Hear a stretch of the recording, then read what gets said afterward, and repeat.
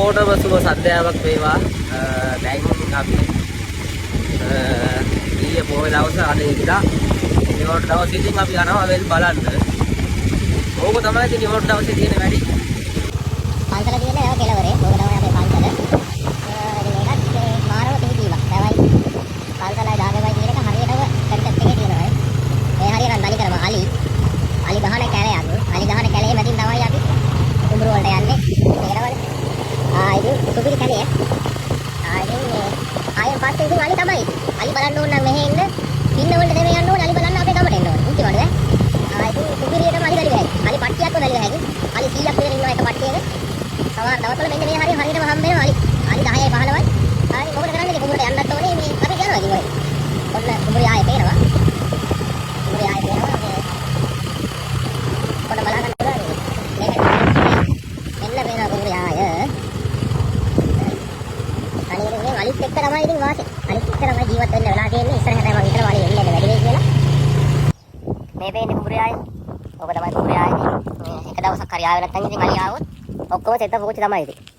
හොඳට බලා ගන්න පුළුවන්. මෙන්න තියෙනවා පැල. මෙන්න තියෙනවා පැල. ඕක තමයි ඉතින්. හවස 6ට විතර අපි එන පැල රකින්න.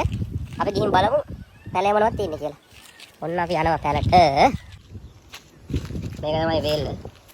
කොන්ක්‍රීට් කරලා දෙන්නේ ඉතින්. පැලේ ඉතින් පැලට රකිද්දී ඔහොම තමයි පේන්නේ. හරි. තමයි පේන්නේ. පට්ට උසයි පැල. බිම ඉඳලා අඩි 30ක් විතර උසයි. ඉතින් සුපිරි පැලක් තියෙන්නේ.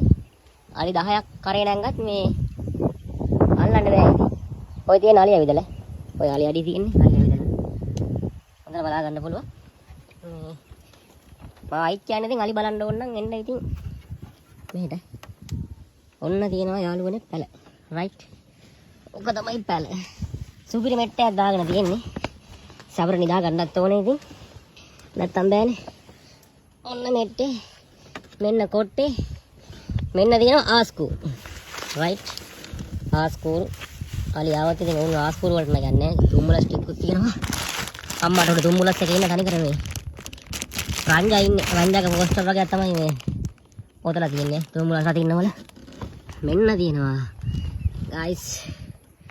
මෙන්න තියෙනවා වෙල්යාය. හොඳට බලා ගන්න පුළුවන් ඕගොල්ලොන්ට. පාර ෆීලින් එකක් දැනෙනවා. අලියෙද්දින් තවත් ෆීලින් එකක් දැනෙනවා. හරි.